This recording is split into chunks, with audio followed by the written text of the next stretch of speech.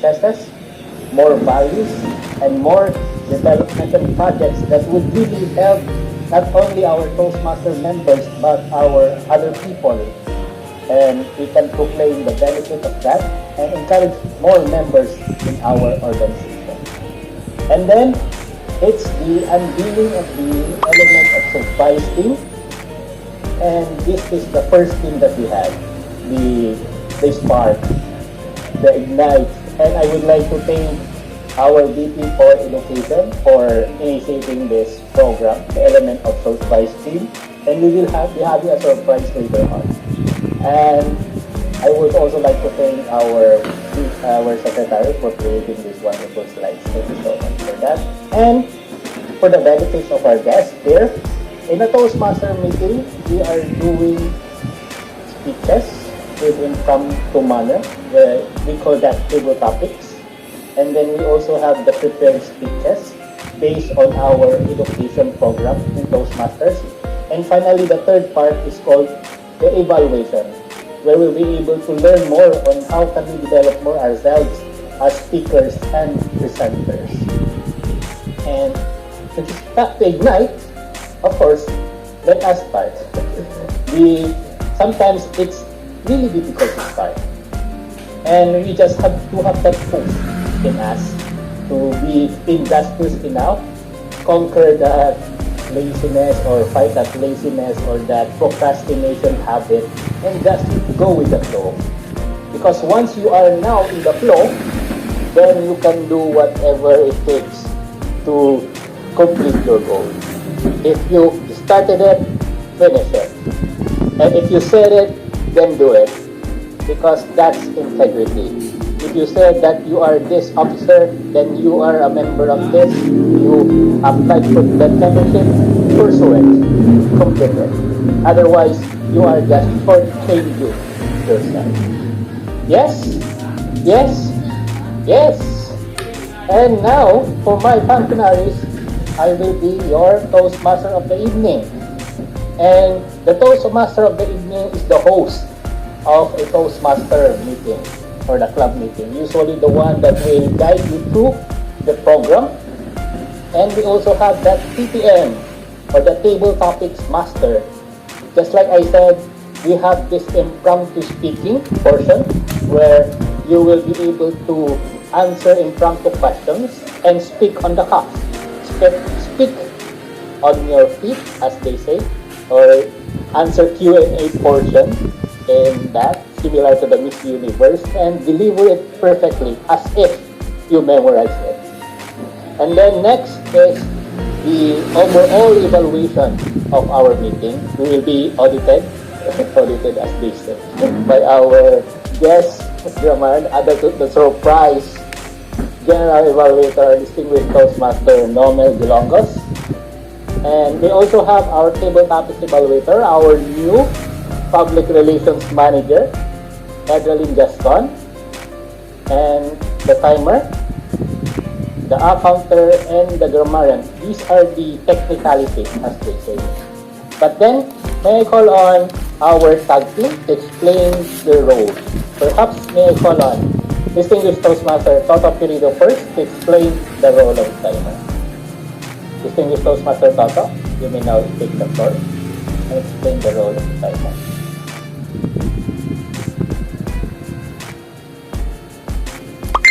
Yan, Toto, are you there? Yes, I'm here.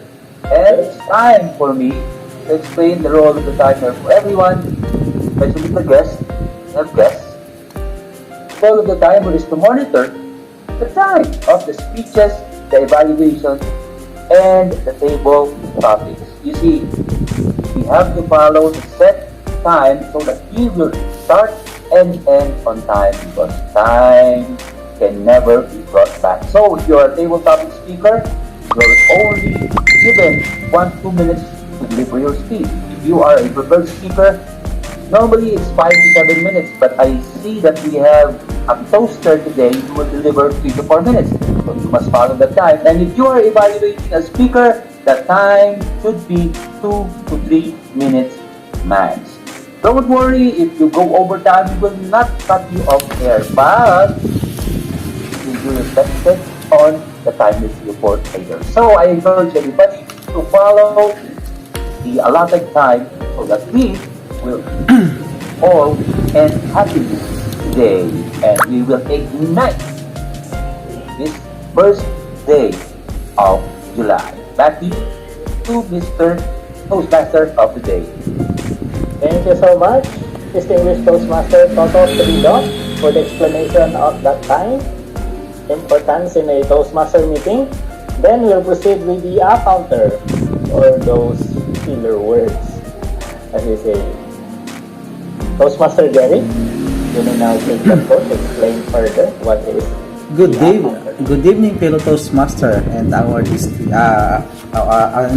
dear guests. My role as a counter is to take note all the filler words we use in this meeting is it in order to minimize the usage of filler words. Like I will take note the use of so, long pause and repeated words. By that we can minimize the usage of this and make our speech more meaningful on our next speech. Back to you, Toastmaster. Thank you so much, Toastmaster Jerry. And finally, we have the grammarian. And I will be sharing my screen for that. Our grammarian, Toastmaster Tess. Yes. Good evening, fellow Toastmasters and our guests. As a grammarian, it is my responsibility to pay close attention to all the speakers, and I need to listen carefully to their language use. I'll take note of the gems and the germs all throughout this meeting, and of course, I will be providing you the word of the day plus a little grammar refresh. Okay, so I would like to invite everyone to please log on to slido.com, that's www.slido.com, and use the hashtag DCTMC.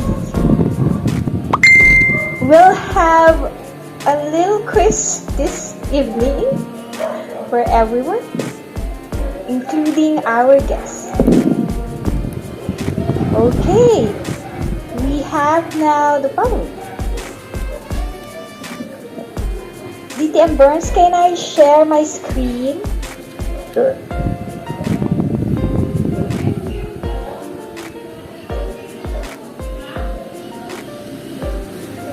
Now, can you see my screen in which it is indicating who from this meeting had logged in our slido.com? Okay. We'll have a quiz as a grammar refresh. Are you ready now? We have like how many now? We have just 5. So come on, let's have 50%, at least 50% of our attendees for tonight.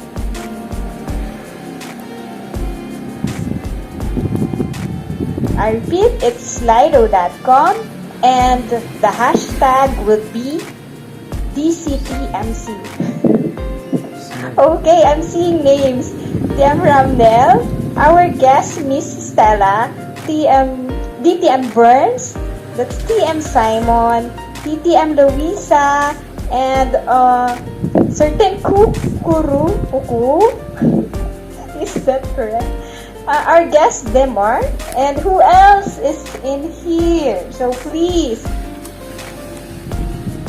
Okay, let's start. In the interest of time, let's start our quiz. Number 1, prevalent means sickbed, hat track, widespread, or perception. For the vice presidency at this time. Okay, I think most of us got it. So, wow, TM Rab.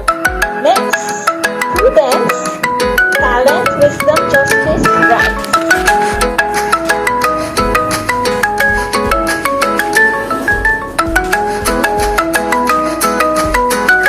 The correct answer is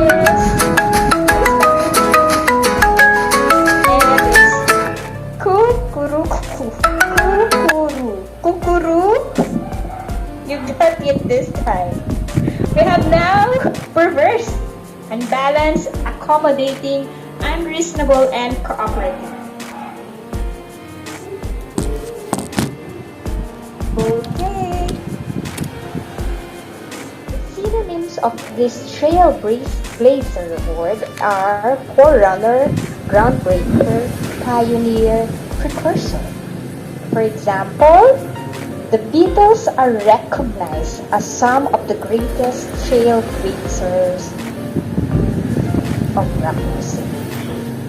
Okay, so please, I encourage everyone to use our word of the day, trailblazer. Back to you, our Toastmaster of the evening, President DTM Burns. Thank you so much, our grammarian, our secretary, and Toastmaster Chess, for that wholesome grammarian refresh. You're a trailblazer in terms of those synonyms. I do not have the correct answer, to be honest. Thank you, thank you.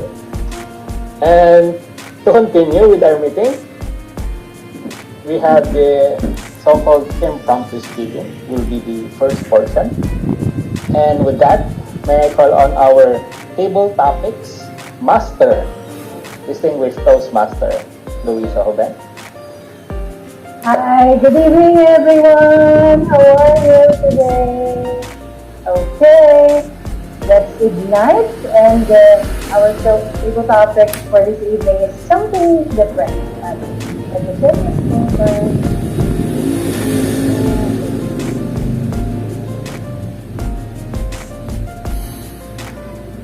Okay, good evening. As you know, table topics is one of the most exciting but nerve-wracking part of Toastmasters, especially for our newbies. But don't be nervous because this is an opportunity for you to practice impromptu speaking, practice unprepared speeches, and as you practice, you become much better.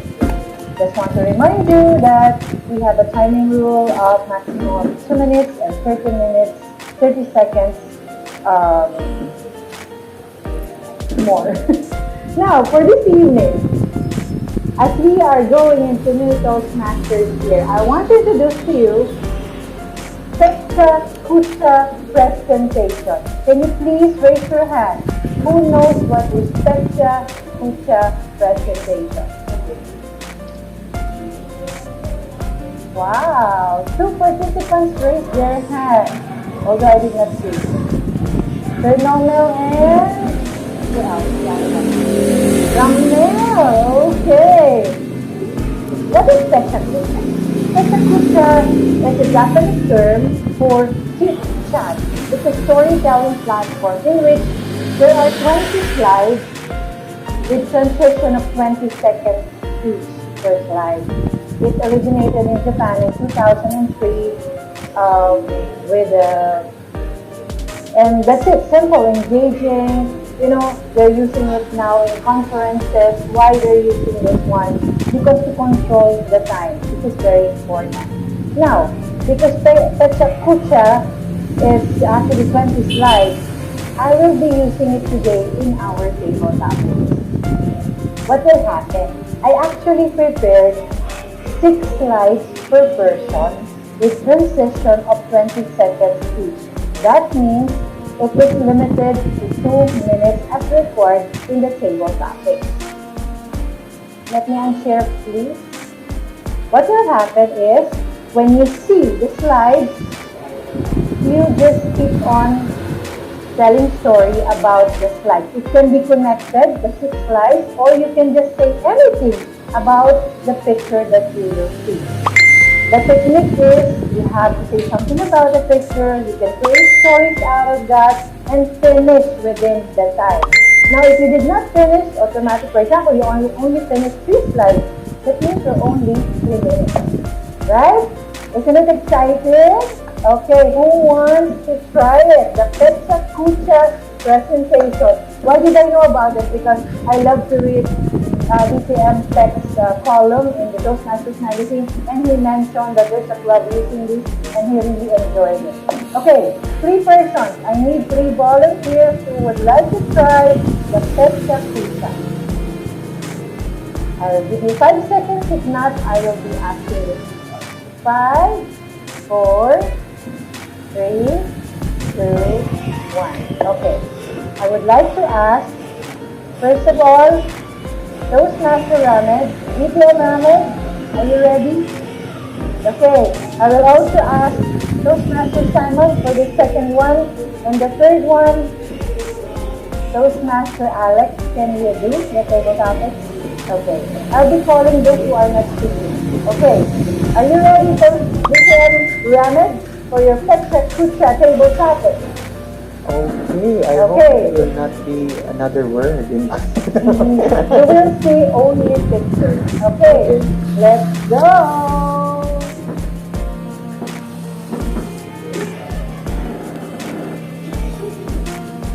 Start. In the beautiful island of Pechacucha, there was once a boy who was bullied because he stutters and he cannot speak in a clear manner. Many young boys were trying to bully him and saying, Peppa, you cannot even speak a few meaningful words, do you? But unfortunately, that stigma was ingrained in him when he grew up. And then suddenly, the experience of that bullying, that constant bullying experience, was back on his memory. And it was a very meaningful stage presentation. And yes, he was ultimately encountered a mental block. It was a very unfortunate experience in the stage. And he was so sad. It was a very difficult moment. A lot of hurts, sadness was coming back and destroying his memory. He was holding on his microphone so tight that that microphone might break up. I hope the next picture will come out now. It's more than 20 seconds. So he was holding up the microphone, and then a lot of not so good memories were coming out, and there were a lot of bad things going through his mind. But then, he's very fortunate that he met a friend and asked him to join the Toastmasters Club. And that Toastmasters Club was a trailblazing experience for him. He studied, and the Toastmaster Pathways was like a guide for him to be more empowered, to go beyond that weakness of stuttering, from to beautiful words of love, literature. And in fact, the Toastmasters experience inspired him to have that voice for others. That voice that will speak for the voiceless, those that are bullied. In fact, right now, he's an advocate for anti-bullying. And that boy is me. Back to you, Madam Table Topics Master.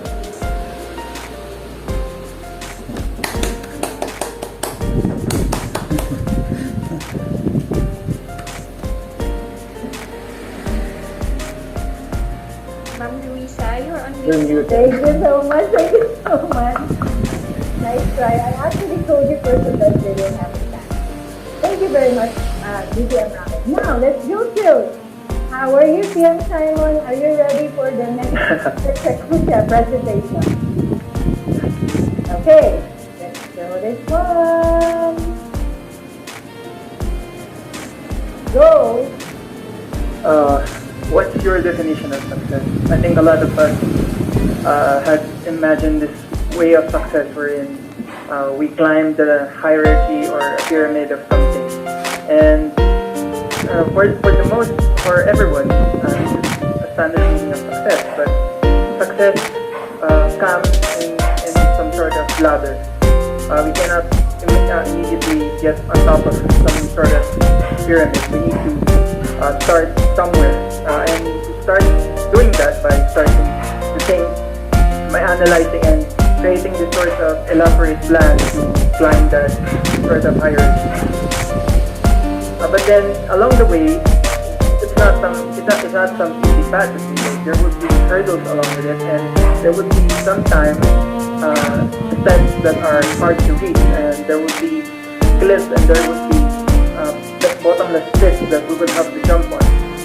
But we must muster, and we need to keep our strength, because there will be a lot of stress in the way, and we could get hung up on some problem, and we could find it hard to try to move forward, and we could just have this mental breakdown of because we cannot get past this problem. But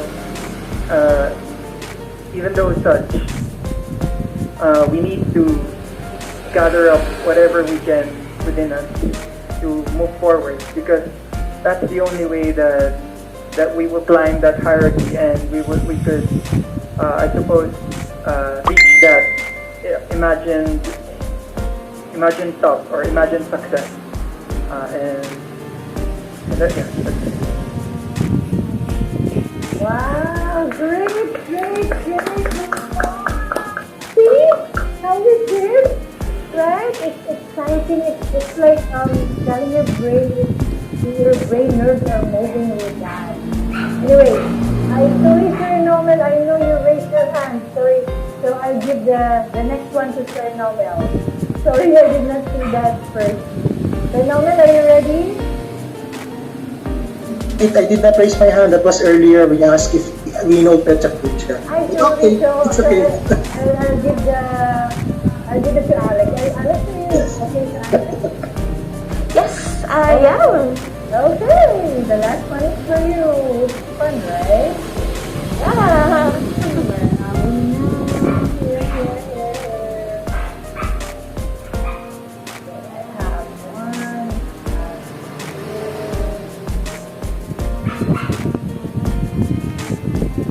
This is done.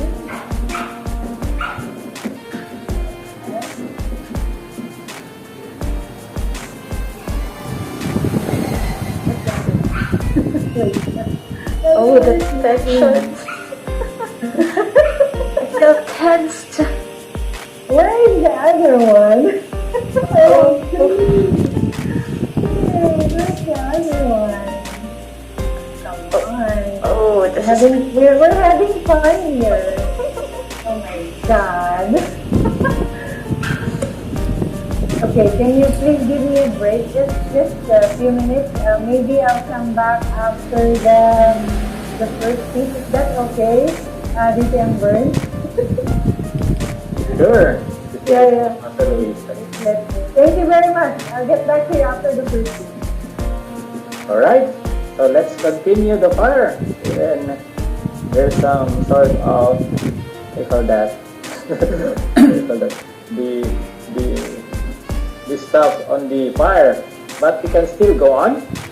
And to kickstart the prepared speeches, we have this prepared speaking portion where the members are delivering speeches based on their projects in the Toastmaster pathways. And in Toastmaster, we have these so-called paths that we are going to pursue, and it depends on what particular competencies you want to develop. And in this prepared speeches portion, you have the opportunity to deliver whatever speech that you are required for that time. Are you ready to ignite and learn from these speeches? Can you type in 6 to 7 minutes? And the title, yes, First, can you just follow? I can open my PowerPoint. Can you just follow me? topic, the original plan. That would be on time, yeah. Alright. So let me quickly this one so I can get the speaker for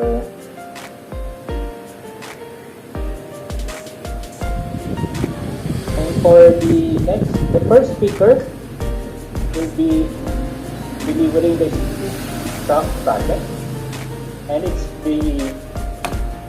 the one that is being handled now with the Rebap Cavite. We have so many speakers here, and from Dasmariñas that's sharing their insights, especially on how to give presentations, how to do impromptu speaking, and that's the project is all about. And the speaker for this one is Toastmaster Jerry Bustamante, to be evaluated by distinguished Toastmaster Roman Iscarilla. The title of this speech is My Speechcraft Project. The time allotted is 5 to 7 minutes. May I call on Toastmaster Jerry to share something more about this project? Toastmaster Jerry, can we give him a round of applause, please? Hello, good evening, fellow Toastmaster and our dear guests. Let me share my speech now. Yes. Okay. I am now a trailblazers of this project. I speech craft project with my co-broker in Ribab Cavite. And now I'm sharing you the plan that I used to do this speechcraft, to do this project.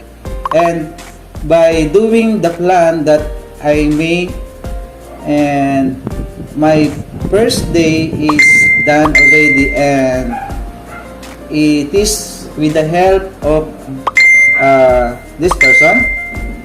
First of all, I coordinate with the coordinators, with DTM Luisa, who give me the idea of doing this project. It is in order to add new members in our club. And DTM Toto Perido also helped me to monitor, and actually DTM Toto do the presentation of speechcraft on our general membership meeting and Ribab. And also DTM at TM Rica, Attorney Rica, monitor and give the advice and monitoring about the usage of the Zoom platform, and the plan and communication that I use to do it is through online, and there are times that there are on offline meetings with some of my co-brokers. Of course, my communication tested by getting speakers, our busy speakers like them, but they are willing to help to do this speechcraft. So I made it easy to ask for their help and their commitment to do the speaking engagement. And of course, after having the speakers, talking with the coaches to help me guide and to help me do the speechcraft during the meeting. And of course, aside the coaches, I communicate also with the speechcrafters, especially those are my co-brokers. So I continuously communicate with them, and I make sure that they are always excited every day as the speechcraft will near on that activities, and by the help and guidance of my guidance committee, the membership committee of this speechcraft, I made the I heard only my name. I heard something guarantee. We just they want to welcome you to this club. Oh, okay. Thank you. I feel very welcome. So back to you. Welcome. My internet is very bad. That's why I cannot. Yeah. It's okay as long as you are present with us. Then Yes, that yes. ignite the relationship. Yes. Manny has ignited my spirit. Very excited to be here. So thank you, Manny. And yeah, thank you. Thank you so much. Toastmaster Manny. Perhaps we will have a collaboration with Malacca Toastmasters Club in the future. Thank you so much. Sure, why not? Yeah. Thank you so much, PM Core, for inviting PM Dagan. And now we proceed with the table topics. I think our table topics master is now ready with her presentation. Yes, to Louisa? continue with the last section of the presentation. Tim, Alex, are you ready? I'm very much ready. Okay, here are your 6 slides with 20 seconds each transition. ay, boy na. Start now. In Toastmasters, the heart of every meeting is the evaluation, and that is something that all of the members are holding on to. Evaluation. It is an amazing way to know how we can be. And with also that being said, with evaluation, we grow relationships. We grow relationships from one person to another, from different clubs. We get to have connections with Toastmasters. And that is an amazing thing. We can go along the beach and, just grow old and be eloquent speakers, and it doesn't really matter, because it really doesn't matter if how old we are or how young we are. We can be eloquent speakers, and we will always bear that love and passion for public speaking. And with this, we get to also impart our love for Toastmasters to even the younger generations, with being able to evaluate, being able to tell our stories and express our love for each and every Toastmaster that comes our way. And that can also be a really soothing way of being able to express ourselves with soothing words, smooth speeches, really good words that can help us smoothen out our vocabulary as a speaker. And we are able to give our all, our best, and it will also shine through with everyone seeing how long and how much you've grown from Toastmasters. That is making you shine and set as beacons of light as a Toastmaster to the youth and others that are interested in public speaking. This is so difficult. 20 seconds, I think, has already passed, but I am still going strong. Let's keep on being beacons of light, as we are Toastmasters after all. And I want to tell you guys that I am actually stammering and I'm also having fun. That's all. Thank you. I didn't understand that. I mean, my mind was blown. I wasn't thinking of something. Yeah, what happened to you is you already focused on Toastmaster on the first slide. I think you should let the first 2 slides pass. Those slides are actually about love. No, About your family love. I don't want to talk about love. Just kidding. So isn't it nice? So next time maybe we can do this again. It's really fun. Yes, this is We're sure that you are on time. You're not being overtime. Okay, thank you very much, everyone. Hope you had a lot of fun. Thank you very much. Back to you, DJ Amber. Thank you so much. You can this Toastmaster Louisa. You trailblaze that activity that would test your skill in continuing a story, even if it's about love, referred to Alex, and eventually have your own story as you go along. It's a great exercise, the pitch-up coach-up. Thank you so much for that activity. And then now, to ignite the fire and our prepared speeches, of course, we now proceed with the second speaker. The second speaker will be delivering a speech under motivational strategies, level 3. The objective is to propose a toast on being number one love. The time allotted is 3 to 4 minutes. The title of this speech is the number one Toastmasters Club, not in the Philippines, but in the world. To be evaluated by distinguished Toastmaster Ramed Borja.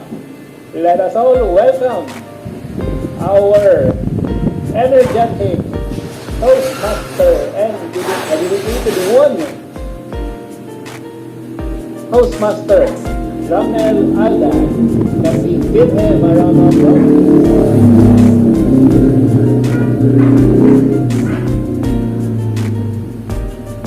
I am in the right club. Those were the last words that I said on my general evaluation during Attorney Rica's last event. Let me reiterate that. I am in the right club. I could be in another club. I could be somewhere internationally since we can access now globally. But why can I say that I am in the right club? You see, if we're gonna compare ourselves to other people, there are some clubs that would excel on us through intelligence, through strength, through confidence. There are definitely clubs that would be greater on us with quantity or even quality. But why did I say that I am in the right club? It has been a very trailblazing journey. Why could I say that this nostalgic event is such? It is because it ignited my heart. On what way? I have already said this a lot of times, but I always say that at least Toastmasters Club is like family. We compare or not, and we have not, and that was the best choice. We are a combination of minds that no one could ever overcome with. We have experts on different fields, but what unites us is that we share the same passion, which makes us have a similar idea, one goal. They might have been other clubs, other organizations that focuses on the thing that is their own excellence, but I would like to emphasize and give a talk on why we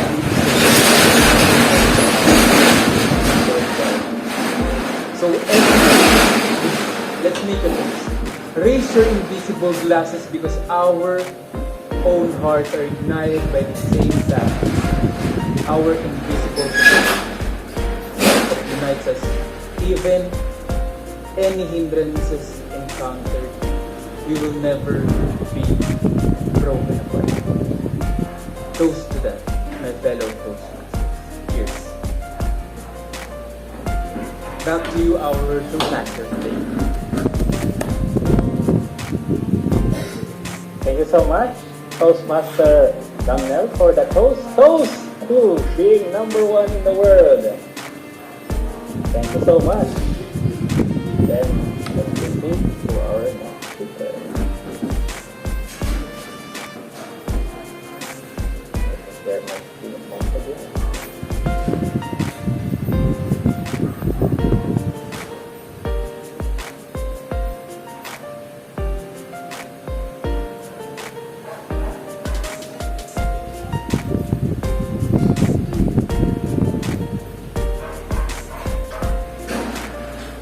And now, I think the timer of Toastmasters Talk is now okay. So we'll proceed with the third speaker. And again, it's a level 3 elective project under the effective coaching path that is called Know Your Sense of Humor.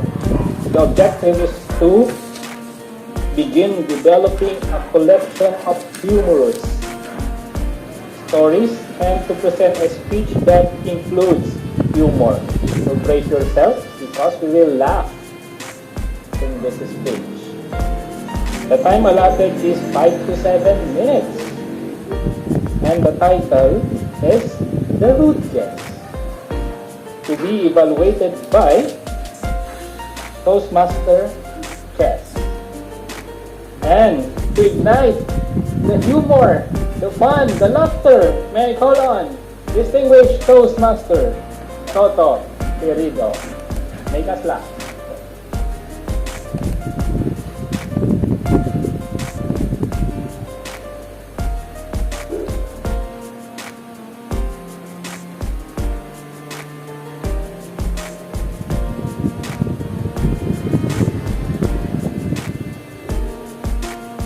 I used to work in a fast food chain, 11 years for that matter. And I've had my share of challenges as a crew, as a supervisor, and as a manager. I remember one time I was a supervisor and I was working back door fixing our display of donuts. And my cashier came to me, Sir, I have a problem. We have rude guests in our store. What? Foreigner, sir, a rude guest. It's time for me to use my English speaking skills. And so I fixed my coat, I went out, and I saw a couple of foreigners, 4 or 5, waiting there patiently, laughing it off, drinking their coke, and eating their donuts. And I asked my cashier, "You told me they were rude guests." "Yes, sir. They told me they were driving for 3 hours. They were on the road for 3 hours. They were rude guests." Good guess, I told her. But seriously, friends, there are times when we encounter in our lives, in our homes, even in our meetings, some rude guests.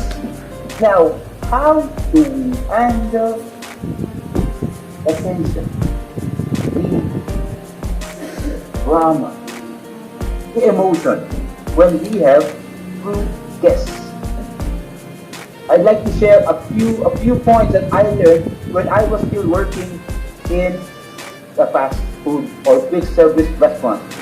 First is when you have rude guests, you show empathy. Yes, empathy. Think of them. If they are these persons require understanding. Why is he or she rude? Is there a backstory?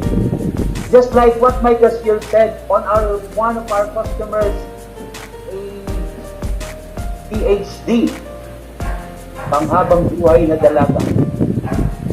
And my cashier said, "Sir, I will show empathy on that guest. You know why? Because it seems that nobody loved her when she was a child. palang nagmahal yung bata pa siya. But I told her, no, not that way, not that empathy. Think that that person might have a problem with her family, with her being an old maid, or whatever. Okay, sir, I'll follow you, I'll take your advice. Next technique is call the person out for his or her bad behavior. And so, when a customer slammed the door as he was complaining to my cashier, I told her, hey, call the person out for his or her behavior. And my cashier said, sir, I cannot do that. And I said, why? Sir, I don't have his number. She was right. You can't call somebody whose number you don't have. Okay. Now, there are times that when the customer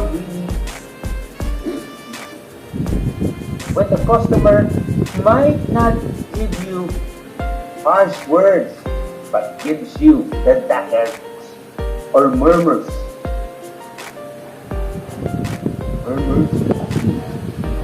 Purchasing your products. Don't give her airtime. Don't waste your time on her. But my cashier said, sir, I can't help it. I said, why? Oh, because here, the back of the store, we love talking about people who are not here.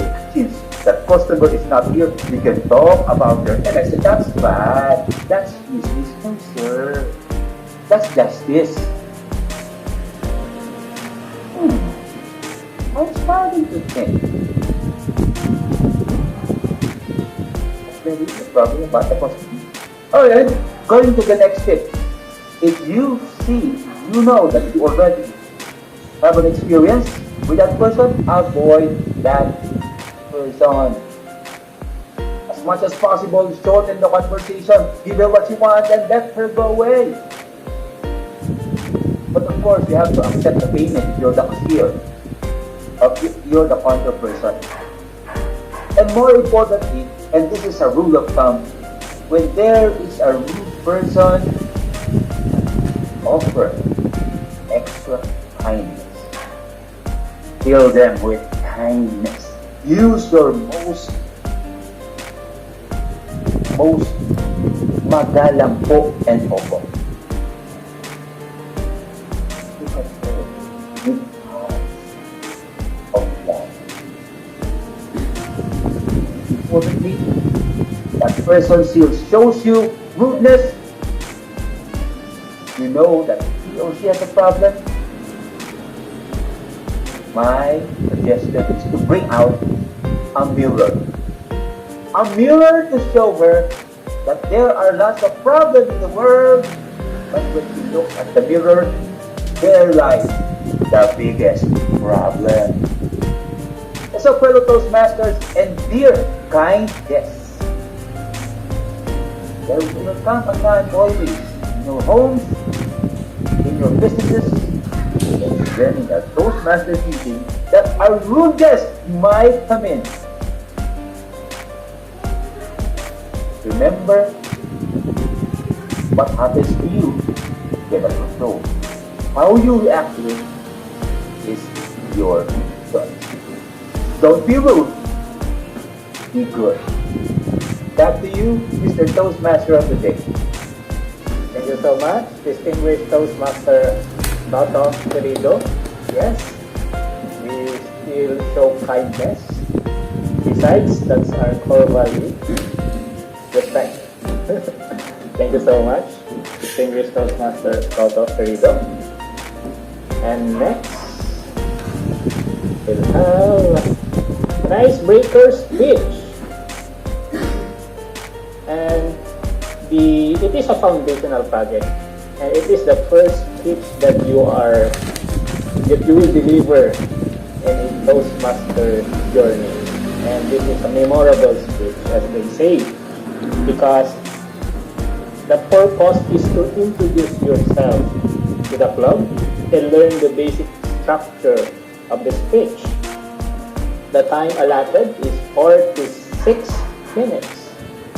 And this will be an icebreaker speech of Toastmaster Edwin Mendoza to be evaluated by distinguished Toastmaster Luisa Hoben. So with that, let us give the floor, virtual floor, to our new Toastmaster Edwin Mendoza. The floor is yours, sir. Can we give him a round of applause? Hi everyone, good evening. Hi fellow Toastmasters. Good evening. I'm your icebreaker for the day. Before I start, I would like to introduce myself. I'm Edwin Mercado Mendoza, 49 years old. I'm residing at Cruz Cavite since birth, and I'm married for 5 children. So I finished my primary school in 1984 at Paplong Elementary School. I finished my secondary school in 1988 at Del Pilar Academy in Cavite. After I graduated my high school, I stopped studying and I worked at Nestle Philippines. This is my first experience work.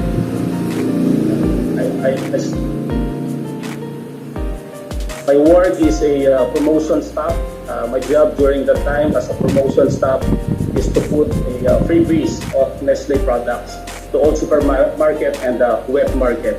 You can notice in supermarket when you are buying a Nestle product, sometimes you can see at the Nestle product there attached, for example, other gifts, a book or a color, something like that, or a mug.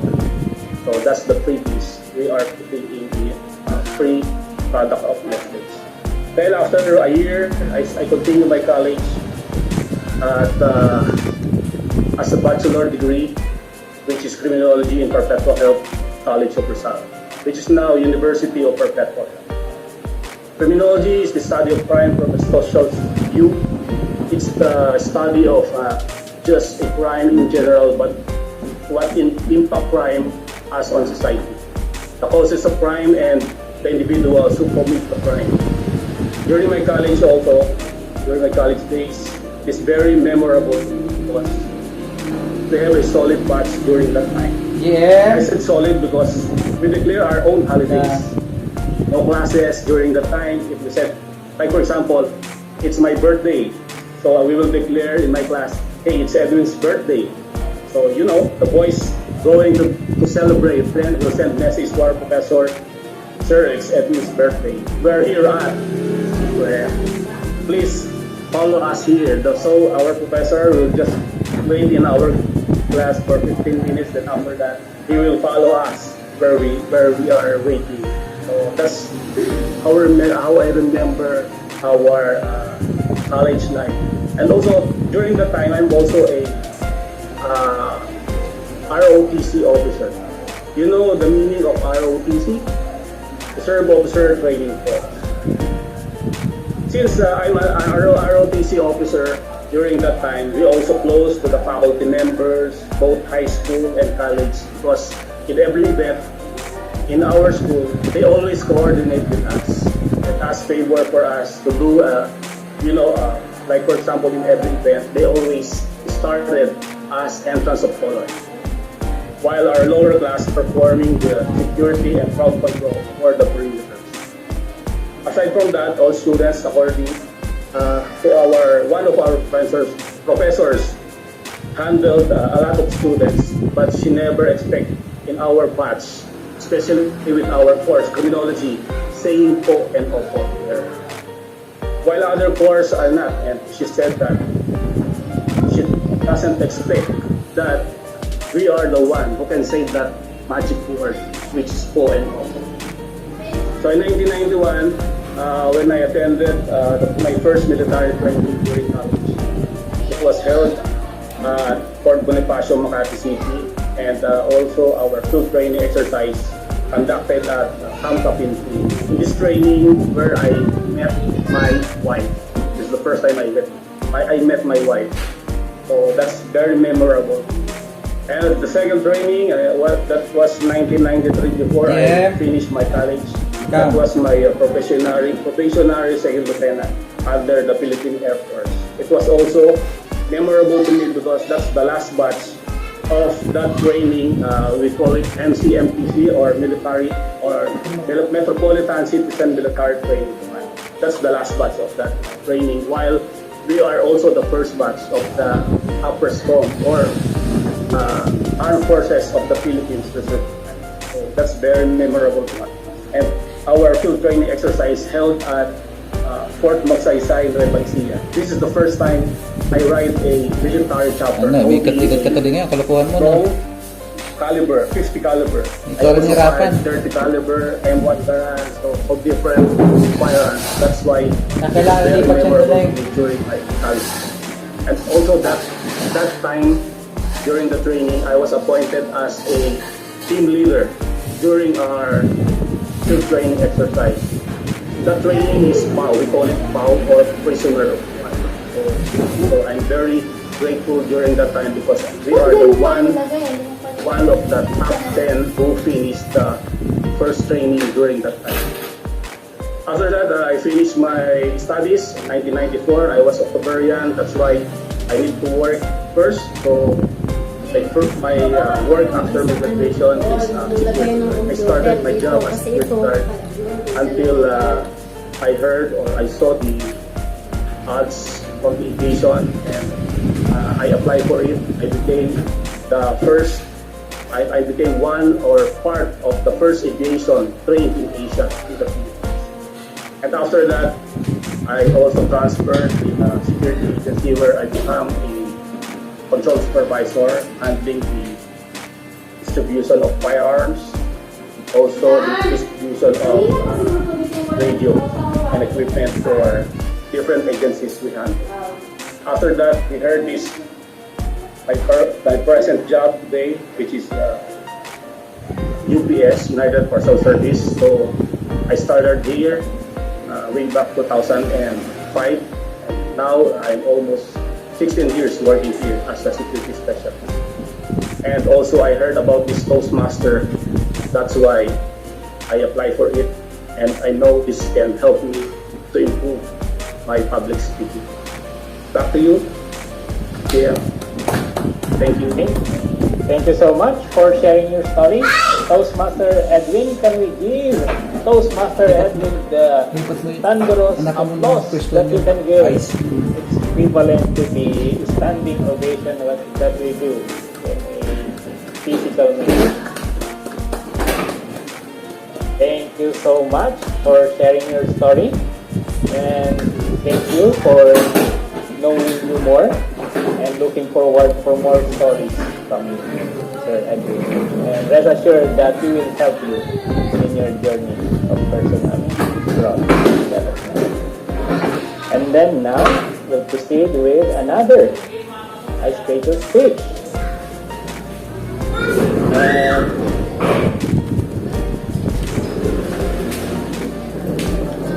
the purpose again, of course, the icebreaker speech is for the member to introduce himself to the crowd and learn the basic structure of public speech. The time allotted is 4 to 6 minutes. And we are lucky to have this member. And the title of the speech is Real Leader Does Not Fear. To be evaluated by our distinguished Toastmaster, the new PRM, Edeline Gascon. Let us all welcome Toastmaster for Team E. Thank you. Can I share my slide? Bakit kasi sinilado na yung dyan na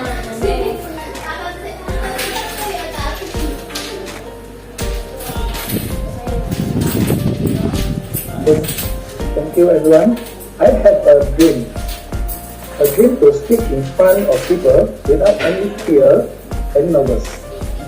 A dream to be a leader in an organization. How to fulfill my dream? Good evening, fellow Toastmaster and guests. I'm Manicom. Paul is my surname. And I named myself Money when I worked in Philippines because the first famous man I knew in Philippines was Manny Pacquiao. My original name is Chindy, so you can call me PN or Money or Chindy. So it is depend on you. Actually, I'm the eldest in my family of 4 siblings, including 2 youngest brothers and 1 younger sister. My father is looking after his palm oil plantation, inherited from my grandfather. Last month, I just celebrated my 45 years old birthday. I have 2 kids, 1 boy and 1 girl.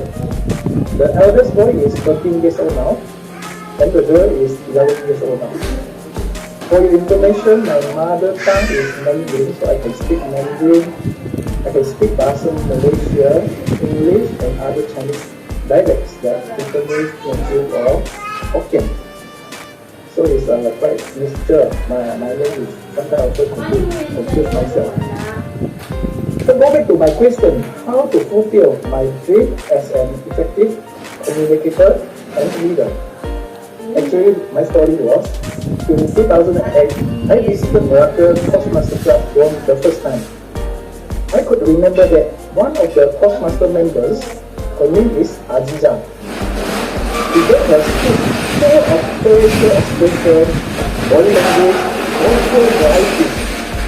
But that time, unfortunately, I did not join the club because I was not really to it. So when I transferred to the Philippines, I worked as a GM for a American company in Pindang, Cavite, not so far from Tasma.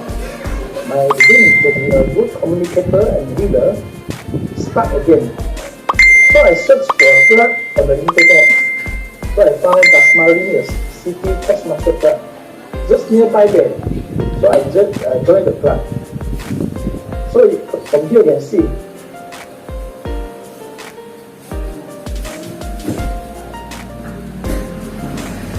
I joined the membership in 2014.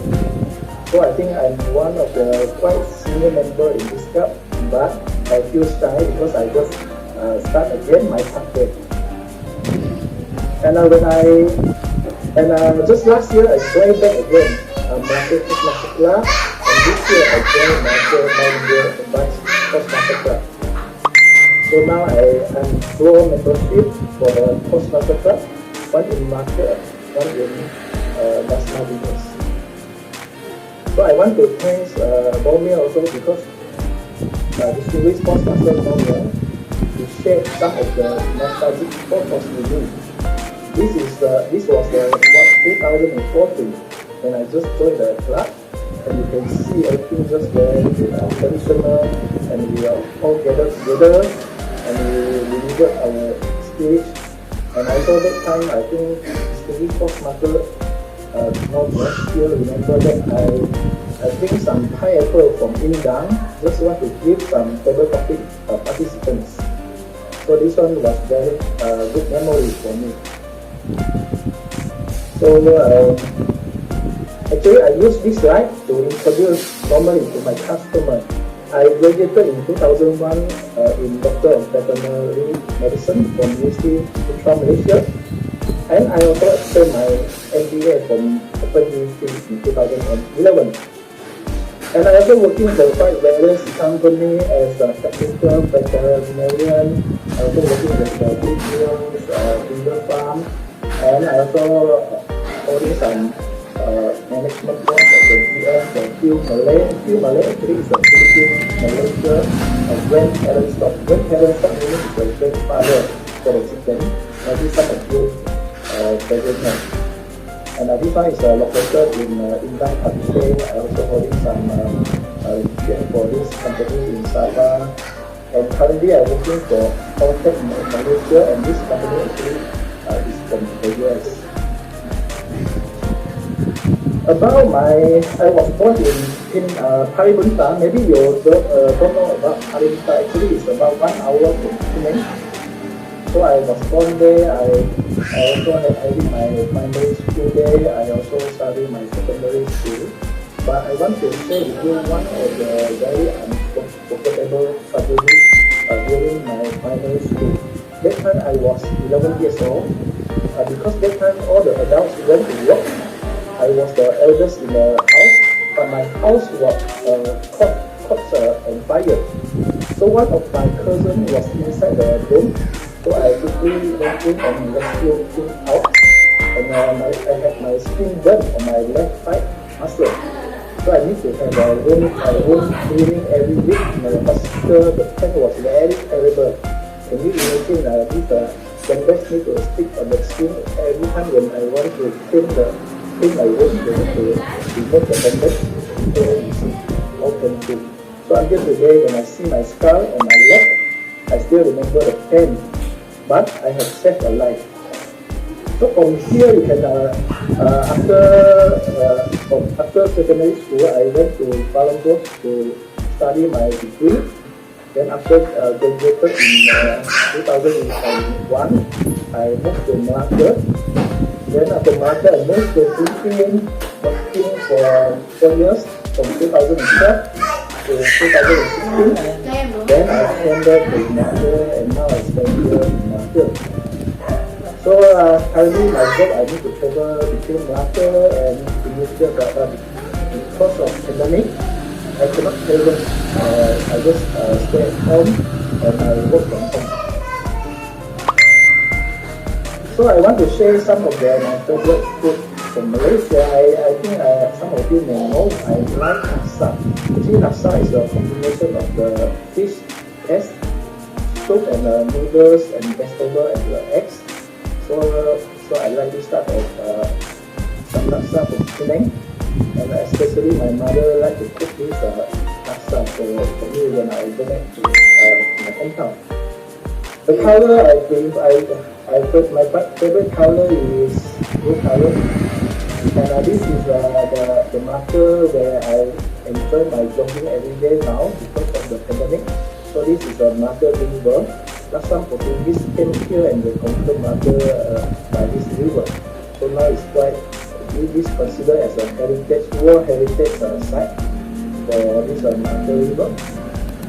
My hobby, including I like outdoor activities, I like hiking, I like listening music, I like traveling also, and I just travel around these nearby countries, and I hope next time after the pandemic I can travel to other countries. So actually, some of my favorite in Philippines, I think some of you may know I like sinigang very much. Even I bought some packing sinigang, came back to Malaysia, but I never cooked because I just eat there. Until now, I still never use. And I went to Panglao, I went to Petrakia, I went to Palawan. I just miss all the places. I hope one day I can go there also, and this is my favorite guy, my idol also.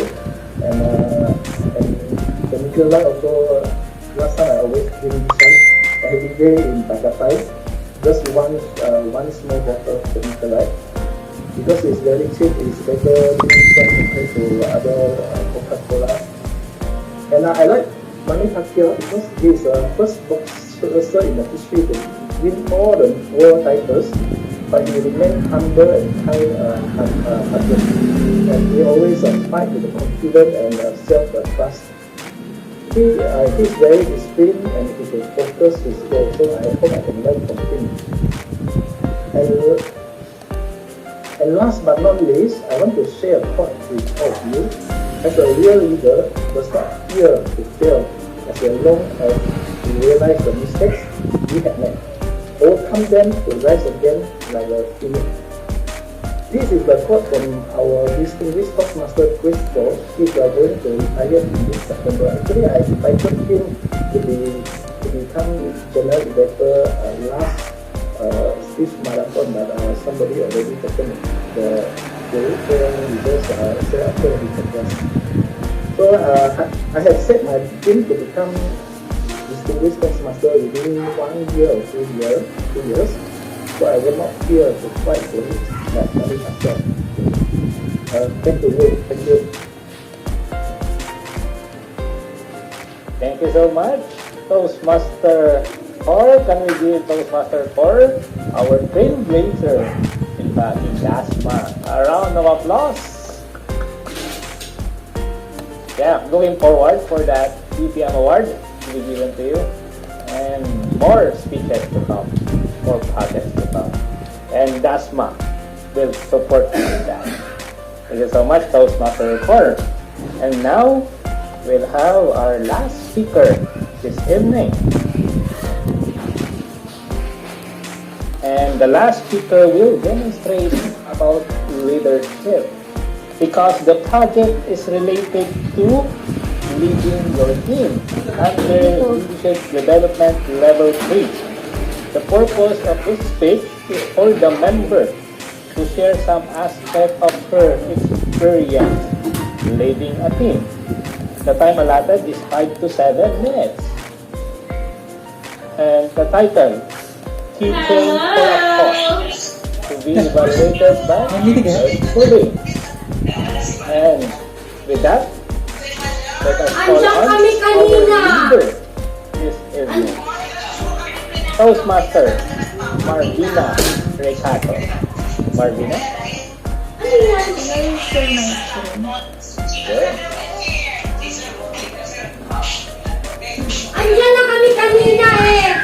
Nag-meeting kayo kaya hindi na lang kami pumasok. Alright, my title is Teaching for a Cause. Are you ready to help other people? Of course, I am.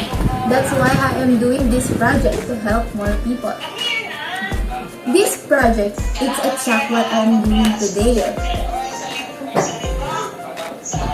I am the brain of this project, and currently I am the chairwoman in this project, Teaching for a Cause, in Rotary Club of Imus.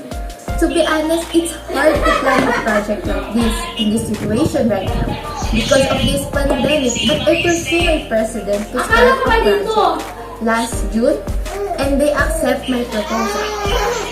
We are 4 in this team. I have my vice chairman, my auditing chairman, and my deputy chairman. About this project is letter teaching with the color of this is the color of our club, and with the wheel is inspired by Rotary wheel. And our objective in this project is to proceed from this project to be allotted for our upcoming projects in the club, and it will help us to create more projects for a better future.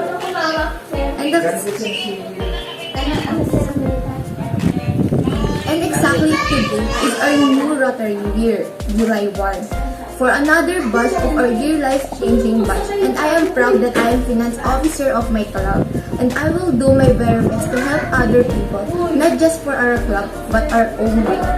And last night, we had our last meeting of our new batch, and we are so proud to our past president because of this pandemic. And yes, we agree it's hard to plan a project, but honestly, I am proud to her because last week we have a district event, and we didn't expect that we have a lot of awards. Here's our award. Rotarap Outstanding Project Award. We have a public image, club service, district event hosting, club juice, DRRS citations, community service, pre-plan delegation, outstanding club, Pilipinas Rotaract Digital Festival.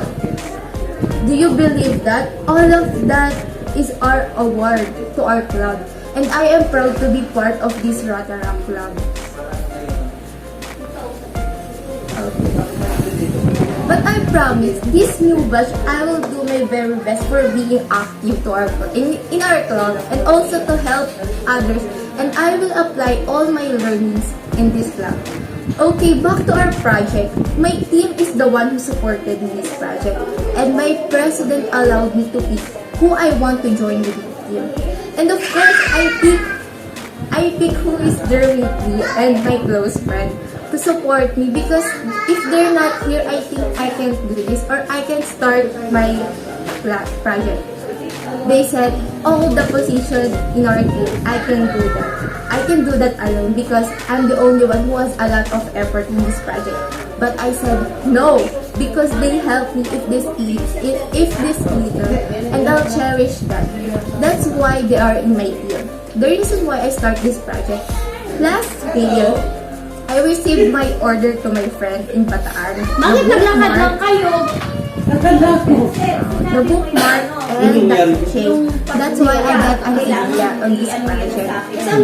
The letter keychain with Will. And I start doing my project proposal to be submitted in our president, including the objectives, the expenses, and my proposal, the proposal of my poster and my thank you card. Our keychains are already and here's the keychain. Here's the keychain that I'm leading right now. This is the project that I handle and I don't have problems with my team because they cooperate with me. And when I edit our poster and our thank you card, I'll get their opinion first, then they love my poster and my card. But they suggest is to, hey, you can edit that part, and okay, I'll edit right now. And I changed that, of course, on how to advertise our project that we will post in social media. And I edit a mini clip to advertise this, and I want to share with all of you that I made last night. Okay, I'm gonna play a mini clip. Tawag na doon. Saka si Ma'am Joby.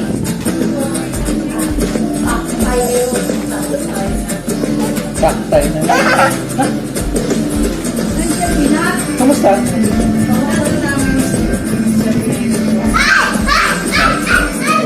Okay na. Balik na yung tao. Fighter. Kasama na. Fighter.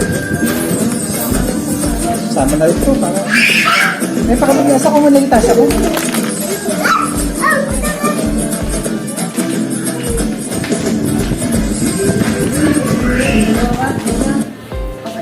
Do you believe that I made that last night, and I am proud to myself that I conduct a project like this, hoping to help more people and share the blessings with them. I think tonight or tomorrow we will launch this project, and with this, hoping for more projects to come. Before I end my speech, my fellow Toastmaster, I will also advertise our project to all of you. If you want to buy this letter keychain, feel free to message me. As I said to them for a second, don't buy a milk tea. Buy our keychain because they will never know. For 159 pesos, you will help us to get the charity, community project, or do the more projects for a better future in this world. Thank you, and back to you, Toastmaster of the night. Thank you so much, Toastmaster Marvina. Amazing project that will help the community. And I like the collaboration really of how are you leveraging the partnership of Rotary and Toastmaster. You are using your voice to make a change. And we are proud of you because of that. Thank you so much for that wonderful speech.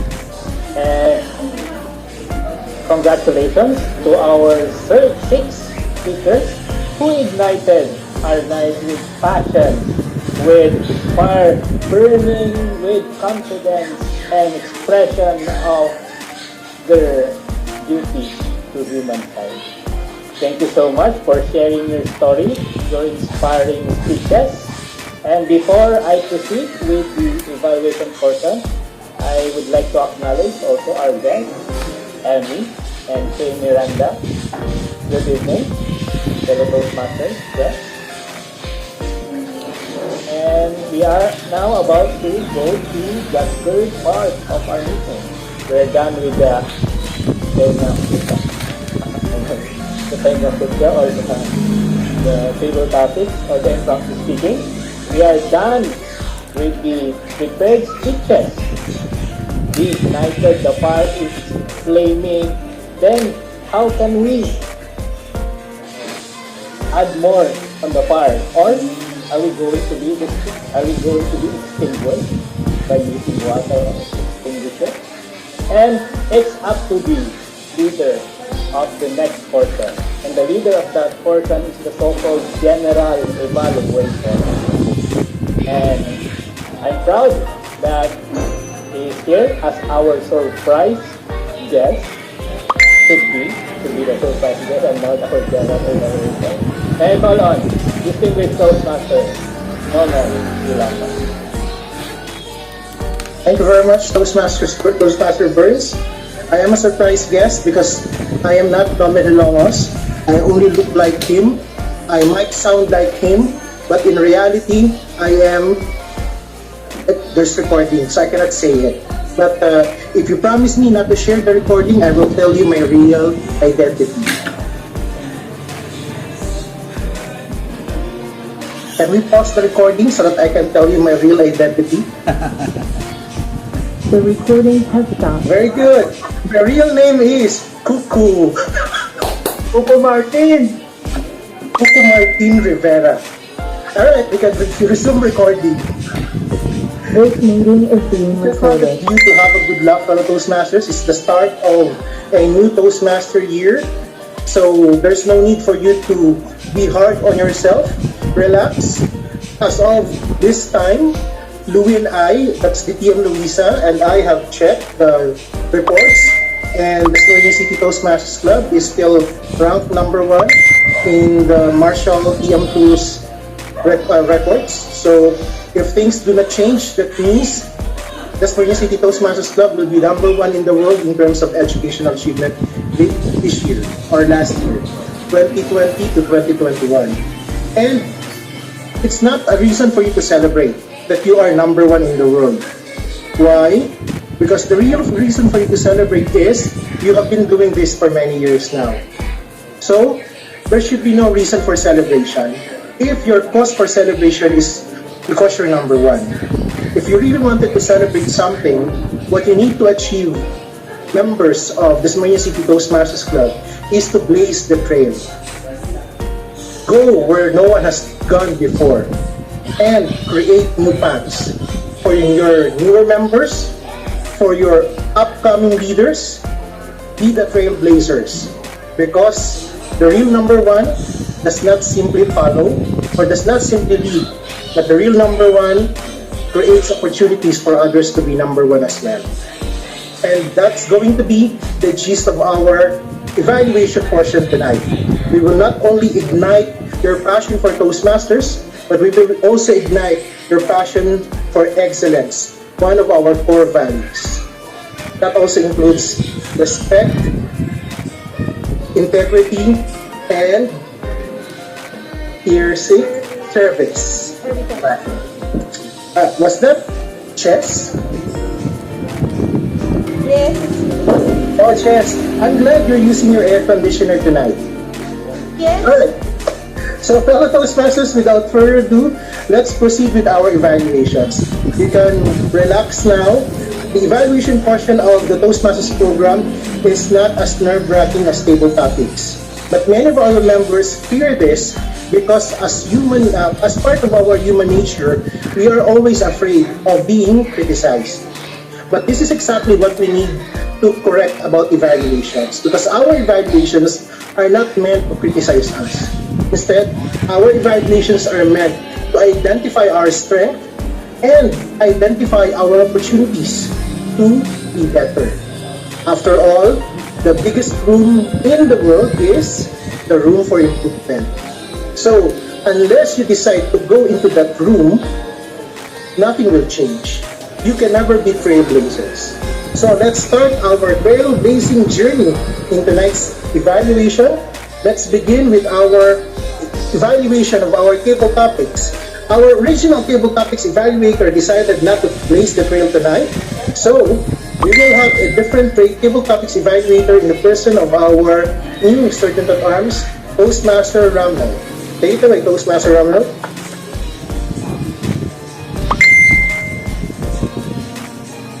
I am dead. The table topics evaluate. What an exciting day.